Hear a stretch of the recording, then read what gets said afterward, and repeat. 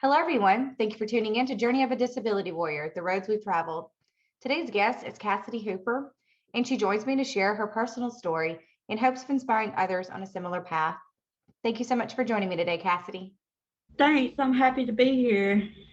Awesome. Well, let's get started by having you tell me a little bit about yourself and what you would like our viewers to know about you. Yeah, of course. So, my name is Cassidy Hooper. I'm from Fulton, Mississippi. I was diagnosed with being on the autism spectrum at 17 years old. I'm 29 now, and I also have a genetic condition called Turner syndrome. And yeah, I live with my sister, my nephews.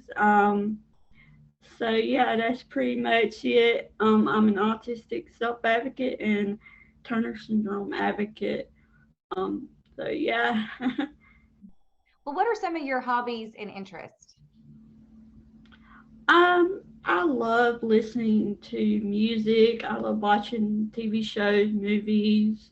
Uh, some of my favorite TV shows are The Big Bang Theory, and I love A Walk to Remember. I love Nicholas Sparks, and so yeah, those have to be two of my favorites.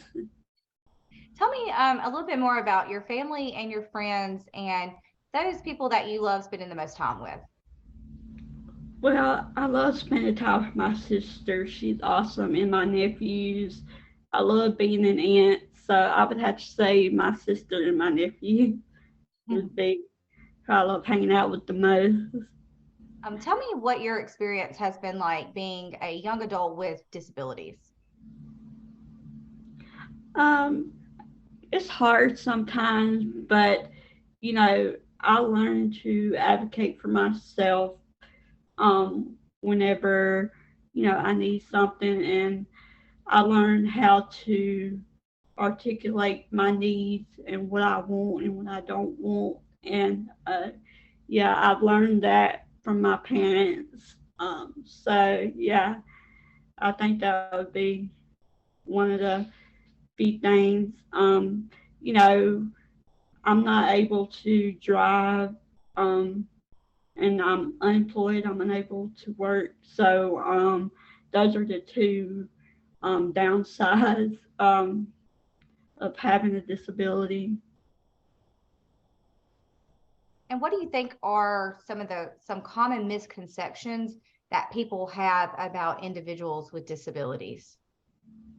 That we are not capable of being whatever we set our mind to excuse me, and that we're not able to, you know, be live happy and fulfilling lives. And that's just not true. You know, a lot of people with disabilities are able to live fulfilling lives, and I think that that stigma needs to be changed around individuals with disabilities. And what would you like for our viewers to know about your capabilities? Well, I'm a real strong advocate, as you can tell. So I think that's one of my strong attributes. And I'm very kind and approachable. And so I think those are my two positive attributes. Has anyone ever underestimated you, and how have you proved them wrong? Well, most people would say that I would not succeed well academically. And I proved them wrong because I was fourth highest ranking in my high school class, and did really well academically. So that's how I proved them wrong. I went through high school, I graduated, and went to college. So I think that that's a great um, way to prove them wrong. So Absolutely. That's wonderful. And tell yeah. me a little bit more about how you advocate for yourself. Well, I just go out. Sometimes I advocate myself for myself mostly online, and I let people know who I am, and my disability and how that affects me and what, I think needs to change. And so I'm a real strong advocate for, adults with disability, especially autism, being an autistic adult myself. And there's not a lot of resources here in North Mississippi. So I'm a real strong advocate and very passionate about that topic. And what advice would you give to others who are working on becoming strong self advocates? Don't be afraid to speak out and don't be afraid to be rejected, and just don't be afraid to put yourself out there and to ask for help whenever you need it. There's no shame in getting help. So I think that's my biggest advice for people who want to become strong advocates. I think that's great. Tell me a little bit about the community work that you're doing and with organizations. Tell me a little bit about that. Yeah, so I am the president of the ARC of Northeast Mississippi Autism Now division, and it's a division of the ARC of Northeast Mississippi chapter. And the ARC is a national organization, and there's one in every state. And the ARC is the Association of Rights for Individuals with Intellectual and Developmental Disabilities. So we are one of the many chapters of the ARC in Mississippi. And so we thought that autism deserved its own division. Um, so we started it during the COVID pandemic, the building blocks for it, this project. And, you know, with autism, a lot of individuals with autism don't do well with change. And during COVID, a lot of our routines were changed, especially individuals with autism. And with my passion for advocacy and the frustration I had with the lack of resources in North Mississippi, I decided to take on a leadership role for a project called Autism Now. And so, yeah, so that's how it all came to be. I was a online community manager for a nonprofit organization based in North Carolina called Autism Grown Up, and they provide tools and resources for individuals, stakeholders, siblings, grandparents, organizations, and things like that to help autistic individuals prepare for and navigate adulthood, because that's not a topic that most people, um, you know, deal with. So, yeah, it was great. But now I'm doing the Autism Now project with Dr. Northeast Mississippi, trying to get the word out there. So, yeah. And how has your experience with the ARC of Northeast Mississippi and Autism Now, how has that experience impacted your life? Oh, it's impacted me so much. I got to meet so many wonderful people and got to do incredible outreach throughout the community and events to, put myself out there and try to, you know, be a stronger advocate for myself. So I think that's the best experience I've had with the Northeast chapter of the ART. And tell me a little bit about that recent TV interview that you had and what that experience was like. Yeah, so I was on WTVA a few days ago.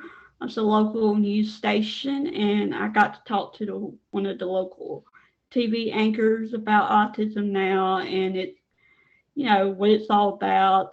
So it was a great experience, and it was cool to see the behind the scenes. It was so different than what you see on TV. So, but it was a great experience, and everybody afterwards were talking about how good I did. So, yeah.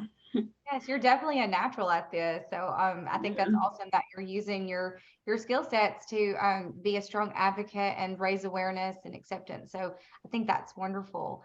Tell me what a typical day in your life looks like. Well, since I'm unemployed, I don't attend school or college, most of my time I spend, doing advocacy interviews like this, like I did with WTVA. So that's most of I spend my time on. So Well, that's a great thing to spend your time on because you're helping so many people. So yeah, take me back to your earlier years in school and what that experience was like for you.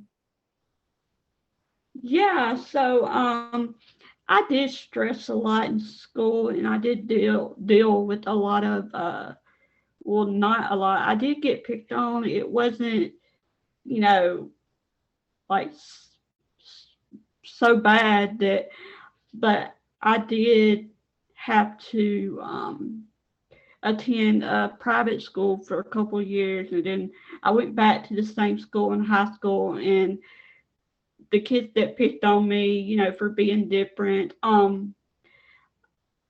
being short, small, and just being different in general. But they've matured. Once you get in high school, you mature more, and they accepted me and my disability more in high school. So it was better throughout high school and when I graduated. So yeah, and I did stress a lot about grades and things like that. But it was I had teachers that were so wonderful with me and understanding about my disability. And if they told me, if you have any questions, if you need any help, just ask, and they would accommodate me, and they were just totally understanding, and we were a small town school and a small school, so it was great to have that one-on-one, whenever I needed, and the understanding teachers that were compassionate and understanding. So, What would you say you liked most about school and what did you like least about school? you know, I like, the the teachers, and how understanding they were. And the thing I least liked about it, getting picked on, and the whole stress, and school, high school, and college. It was very stressful, but that's what I least liked about it. Your experience like with transitioning out of high school? I took a few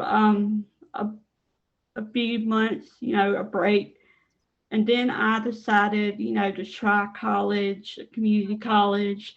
So I got accepted to a local community college, and I just realized that it was college wasn't for me. So and college isn't for everybody. So so that's then I got to focus more on advocacy like this, and so I think um, it just wasn't the right thing for me. So and it's different for everybody with a disability. So yeah. What advice would you give to a young student who is in the early stages of planning their transition? And in Mississippi, that starts at the age 14 with planning the transition out of high school, whatever that may be, whatever avenue. So, what advice would you give to a young person who is beginning that stage and planning for life beyond high school and into adulthood? Yes, of course. So, my advice would be just to know your strengths and your weaknesses, and know what you're really good at, and hone on that. And that could possibly be a future, career or job, whatever. So, hone on that skill, and whatever skill set you have, just work on that and don't get discouraged. You can do anything you set your mind to. So that would be my advice. I think that's great. That's great advice because everyone has different paths and, like you said, Mhm. different strengths and weaknesses. So it's really important to focus on the individual's strengths and weaknesses and whatever path that may be. Tell me a little bit more about your experience in school, specifically with how you participated in your IEP and what that was like. Yeah, so I did have an IEP. Um, and so, and the teachers, they accommodated me like whenever I needed extra time on tests or, assignments, they would help me out. So, yeah. What does having a fulfilling life mean to you? Having a fulfilling life for me means that you're happy with, whatever your life is at that moment, and just being happy in general for what you have at that moment in your life.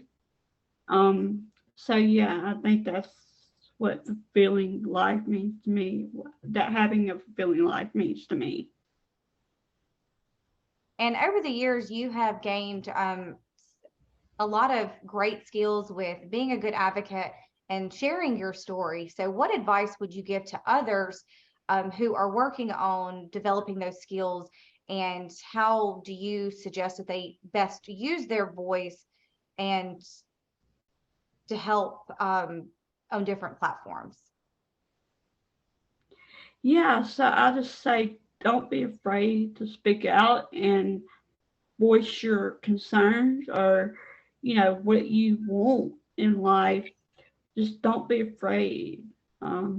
Is my advice. And where do you see yourself in the next 10 years? Oh my goodness. That's a long time from now. Hopefully, I'll still be doing advocacy like this and helping others with disabilities. So, yeah.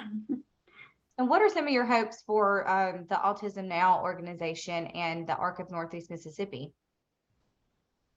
Yeah, I hope it continues to grow and that we can continue um, on the path it's going to now. And I hope to start on certain projects and social gatherings and outings and some fun activities. So I hope to and do more outreach like this. So yeah, those are my goals. And how can people get more information about the ARC, follow what y'all have going on in the future? What's a good contact for those watching? Yes, so our website is www.arcnems.org. You can contact me. I'm on Facebook, and my email for Autism Now. Autism Now officially has an email. That email is autismnow at arcnems.org. Tell me about your podcast, what you have going on with that. Yeah, so my podcast is called the Diverse Butterfly Podcast because individuals with autism are so diverse, and women with Turner syndrome refer to ourselves as butterflies. So I thought that the Diverse Butterfly Podcast would be a great name, a fitting title for my podcast. I interview professionals, siblings, grandparents, anyone, self advocates, anyone who has a connection to Turner syndrome and autism, and that are doing great work in both communities. And I've interviewed doctors, professionals, self advocates. Um, and so it's a great way to get out there, a great platform. I do it on Anchor.fm, an app. It's a podcast app. So, yeah, I would love for anyone to be a guest. So you can contact me if you want to be a guest.